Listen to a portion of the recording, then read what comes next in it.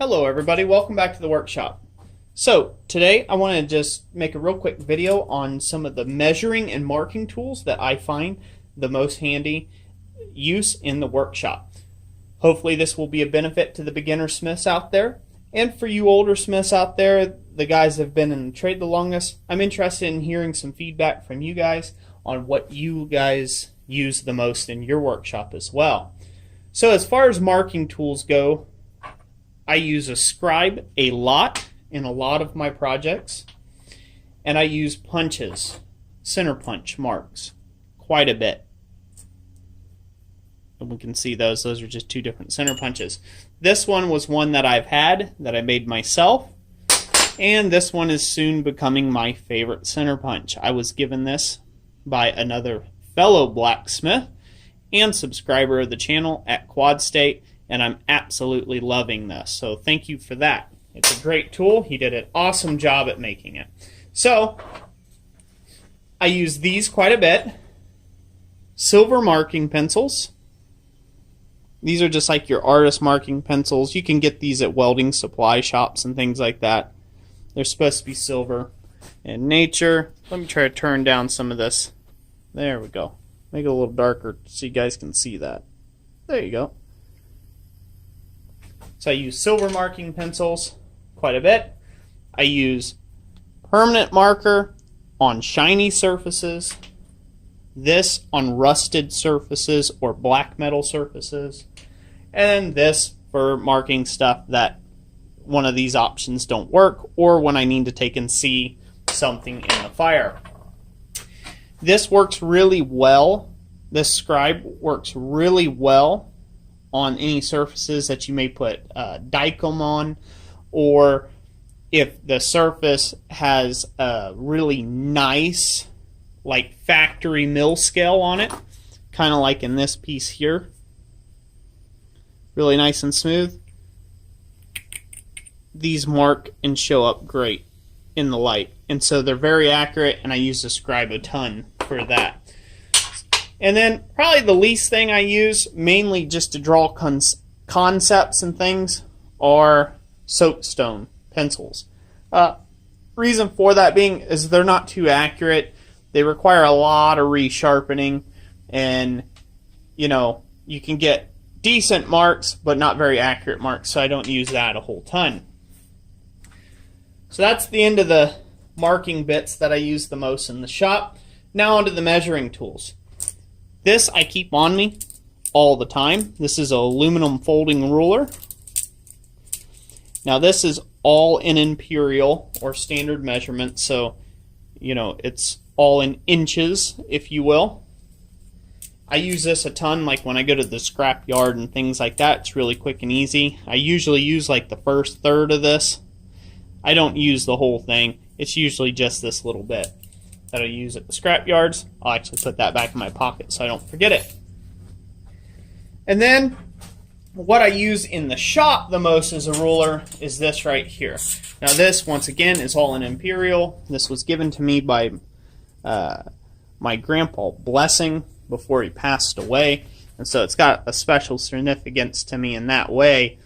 But he was a machinist, and so this has a lot of different markings on it, down to 64ths. So it's got increments that'll do like 64ths of an inch. That's really terrible. Let me see if I can switch a little closer. There we go, guys. Stick with me.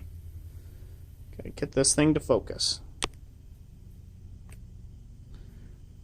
There you go. You guys can kind of see it. So yeah, so it does 64ths on up. Goes in increments. And it also has like eighths and 16ths as well, increments on the tick marks. I find that to be really, really handy. I use it all the time. So we'll go back out. Zoom back out. There we go. Alright. So that's something that I use all the time. This here is just a newly acquired thing I picked up at Home Depot. I'm liking it more and more. It is essentially supposed to be, well, it's really just a gauge. It doesn't measure in hundred thousandths of an inch or anything like that, so it's not really that type of tool as you might think it is, but it measures in, you know, 16ths and 64ths of an inch. It goes all the way down to like 64ths of an inch measurements, and it also, on the other side, it has the metric equivalences. So you can measure the inside diameter of something or the outside diameter of something, which is very, very, very, very handy. And I use this quite a bit since I got it. One of the most used tools, I would say, since I've got a bunch of random drill bits, is this drill bit gauge. You find what drill bit hole it fits into. So that fits in a 1/4 inch, so that's a 1/4 inch drill bit. Sometimes these get all marred up on the shanks here and you can't tell what it is anymore. So it's nice to know that you have a gauge like that. I keep this thing around. I found that to be really handy.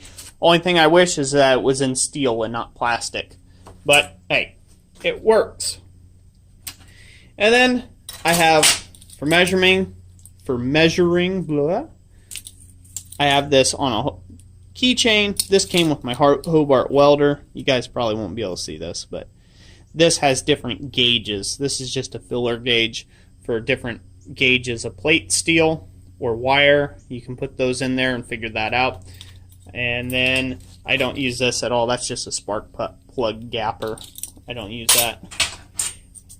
And then last but not least of my little collection, beyond a speed square, is a pair of dividers or compasses. I forget, you know, I've heard of them called several different things. I'm so confused now. I call them dividers because it's whatever your diameter that you're trying to work with, you just divide it in half, and that's what you set these at, and then that will give you the ability to take and draw perfect circles on flat metal. So I use those a ton.